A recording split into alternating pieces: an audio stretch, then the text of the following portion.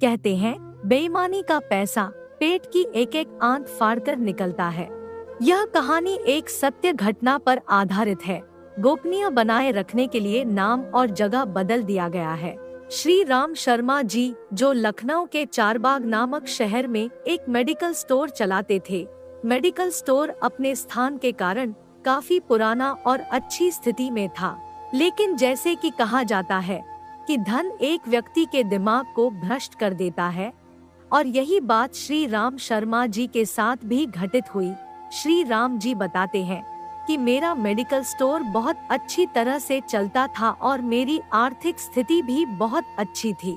अपनी कमाई से मैंने जमीन और कुछ प्लॉट खरीदे और अपने मेडिकल स्टोर के साथ एक क्लिनिकल लेबोरेटरी भी खोल ली। लेकिन मैं यहाँ झूठ नहीं बोलूँगा, मैं एक बहुत ही लालची किस्म का आदमी था, क्योंकि मेडिकल फील्ड में दोगुनी नहीं बल्कि कई गुना कमाई होती है।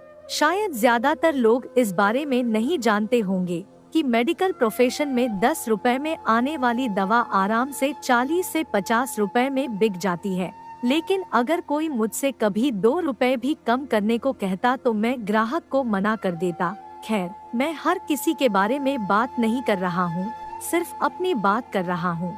गर्मी के दिनों में एक बूढ़ा व्यक्ति मेरे स्टोर में आया। उसने मुझे डॉक्टर की पर्ची दी।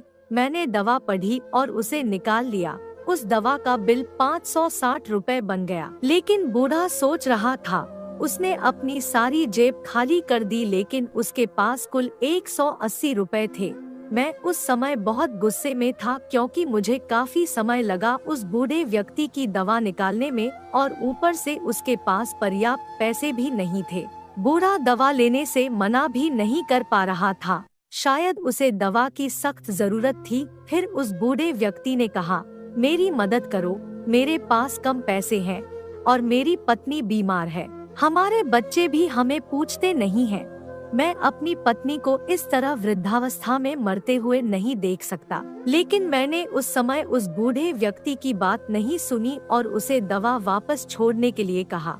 वास्तव में उस बूढ़े व्यक्ति की दवा की कुल राशि 120 रुपए ही बनती थी।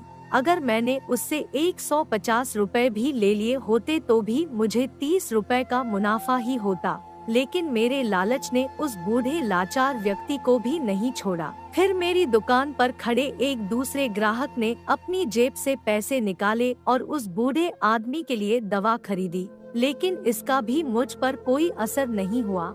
मैंने पैसे लिए और बूढ़े को दवाई दे दी। वक्त बीतता चला। मेरे इकलौते बेटे को ब्रेन ट्यूमर हो गया। पहले तो हमें पता ही नहीं चला, लेकिन जब पता चला तो बेटा मृत्यु के कगार पर था। पैसा बहता रहा और लड़के की हालत खराब होती गई। प्लॉट बिक गए, जमीन बिक गई और आखिरकार मेडिकल स्टोर भी बिक गया। लेकिन मेरे बेटे की तबीयत बिल्कुल नहीं सुधरी। उसका ऑपरेशन भी हुआ और जब सब पैसा खत्म हो गया तो आखिरकार डॉक्टरों ने मुझे अपने बेटे को घर ले जाने और उसकी सेवा करने के लिए कहा। उसके पश्चात मेरे बेटे का निधन हो गया।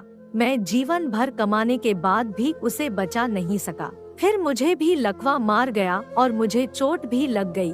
आज जब मेरी दवा आती है तो उन दवाओं पर खर्च किया गया पैसा मुझे बहुत काटता है, क्योंकि मैं उन दवाओं की वास्तविक कीमत को जानता हूँ। एक दिन मैं कुछ दवाई लेने के लिए मेडिकल स्टोर पर गया और 100 रुपए का इंजेक्शन मुझे 700 रुपए में दिया गया। लेकिन उस समय मेरी जेब में 500 रुपए ही थे और इंजेक्शन के बिना ही मुझे मेडिकल स्टोर से वापस आना पड़ा। उस समय मुझे उस बूढ़े व्यक्ति की बहुत याद आई और मैं घर चला गया।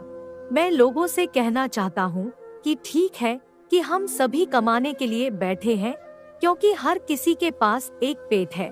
लेकिन वैध तरीके से कमाएं, ईमानदारी से कमाएं। गरीब लाचारों को लूट कर कमाई करना अच्छी बात नहीं है, क्योंकि नरक और स्वर्ग केवल इस धरती पर ही है, कहीं और नहीं। और आज मैं नरक भुगत रहा हूँ। पैसा हमेशा मदद नहीं करता। हमेशा ईश्वर के भय से चलो, क्योंकि उसका नियम अटल है।